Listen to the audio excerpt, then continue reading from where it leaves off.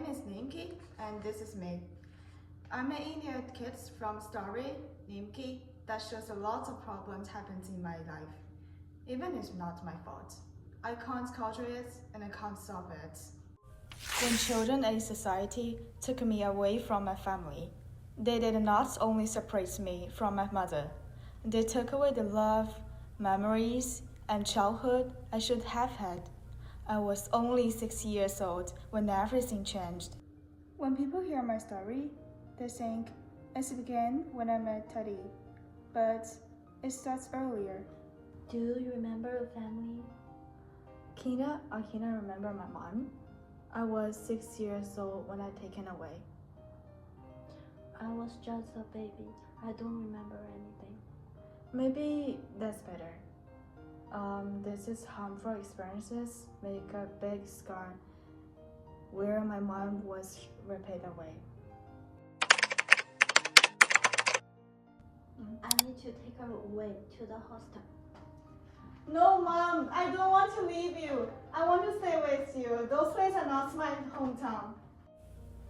Being taken away from my family left a deep scar in my heart that may never fully heal.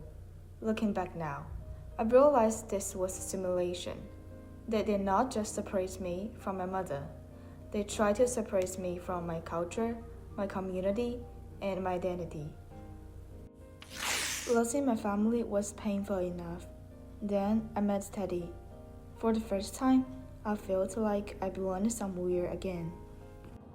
When I was 13 years old, I met Teddy at a farm, and we became good friends.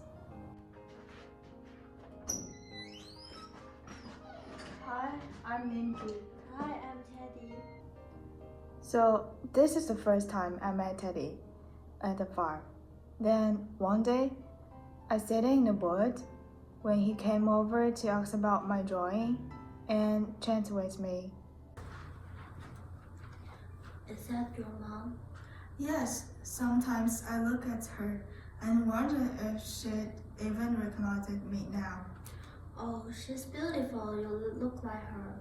I do? Yeah, you do. Thanks. What are those?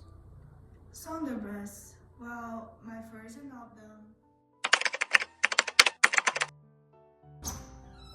Hey, Vicky, I found a pitch can. Unfortunately, Teddy had stolen the pitch can for me from a farmer, so he was taken away and locked up at the farmer's house. Then one day, until I found a note he left to me tucked in a tree. You will always be my superhero, love, Teddy. And there are some terrible things happened that I will keep it in my mind forever. At that moment, I made a vow that I would be the hero Teddy believed that I was. Teddy! No, Teddy! Don't take Teddy away! Teddy understood me because he carried the same pain. We were both children who had been pushed to the margins and forgotten by the people who were supposed to protect us. That was marginalization. Indigenous children like Teddy and me were often treated as if our voices mattered less than everyone else's. People tell me the system has changed. They tell me those days are over. But some memories never leave you.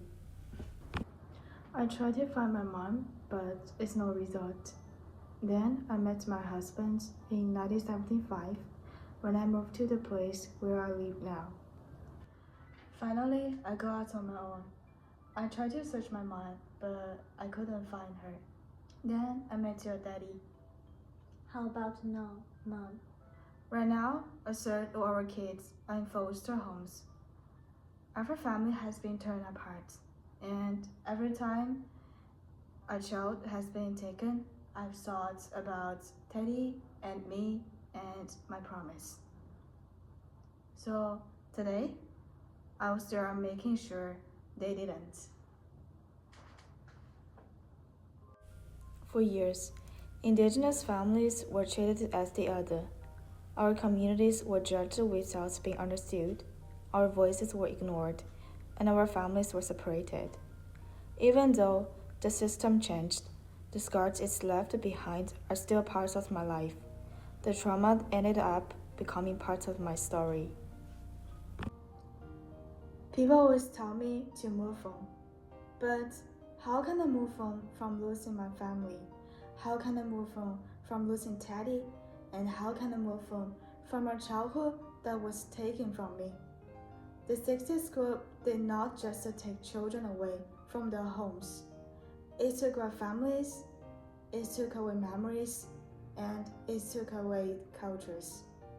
And for many of us, it's left scars that never completely heal. I'm Nimki. This is my story, and I refuse to let it be forgotten.